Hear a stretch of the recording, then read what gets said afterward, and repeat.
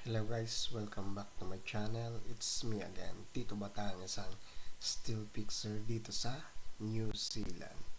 So, for today's video guys ay i-share ko sa inyo guys ang aking lumang video since 2018 guys, nung nasa Japan pa ako, Tokyo, Japan.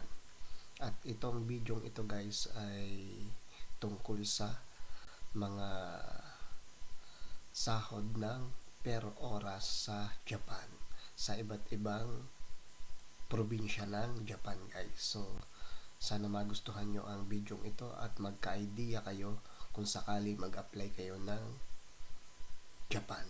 So eto guys. Ohayo gozaimasu mga tomodachi. Ngayon nga pala, i-share ko sa inyo kung magkano nga ba ang sahod ng per oras dito sa Japan, sa iba't ibang lugar, sa iba't ibang parte ng Japan. Depende yan sa mga city kung magkano ang per oras ng isang trainee o technical intern trainee dito sa Japan. I-share ko sa inyo mga tomodachi.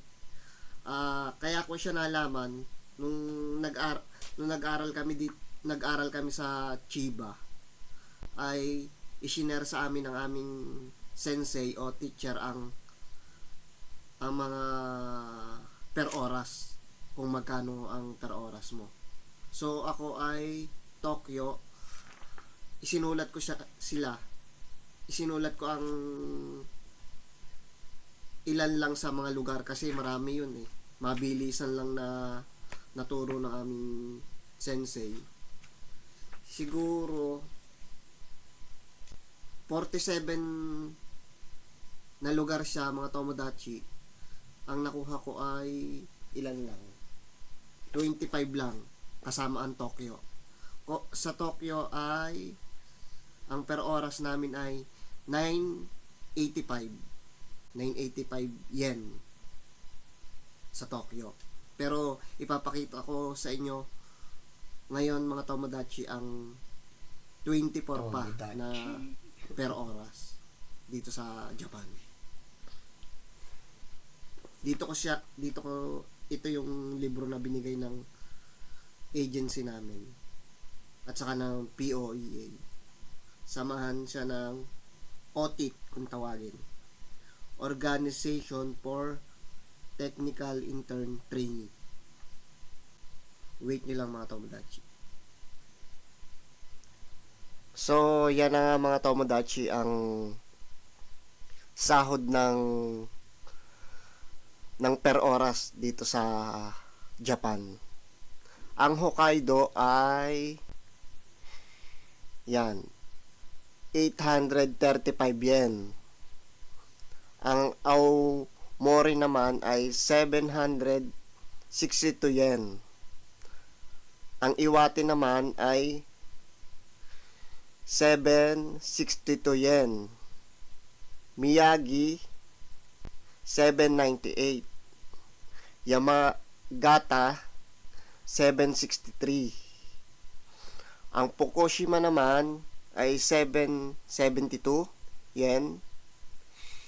Ibaraki 822. Tochigi 826. Ganma 809. Saitama 898. Chiba 895. At kaming Tokyo 985. Nagtaas na kami ngayon eh, 1,099 na ang Tokyo ngayon. Pag naka-isang taon ka kasi mga tomodachi, tataas ang per oras mo. Dito naman tayo sa number 13.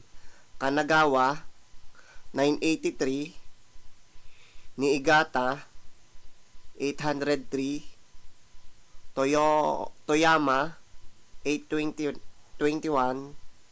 Ishikawa 806, Fukui 803, Yamanashi 810, Shizuoka 853, Aichi Nagoya 898, Mii 846, Oita 762, Mizayaki 762, Nagoshima 761, Okinawa 762.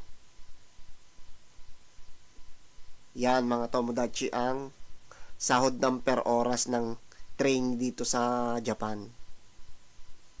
Di ba ang laki? Sa peso yan mga Tomodachi, hahatiin nyo lang. Hahatiin nyo na lang ang yen, yun ang magiging per oras sa peso ng intertrainee ng mga Pinoy dito sa Japan.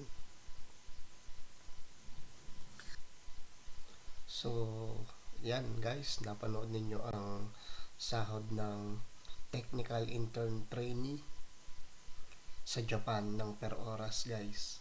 So, ngayon taon siguro tumaas na yan kasi yung video na yan ay since 2018 to 2021 pa guys. So, sana nagkaroon kayo ng idea sa video ito guys para kung sakaling mag-apply kayo sa Japan ay meron na kayong idea. So, maraming salamat guys sa panonood. Ito nga pala si Tito Bataan, isang still fixer dito sa New Zealand at dating galing Japan. So, please subscribe my channels guys at please like na rin guys. Thank you po.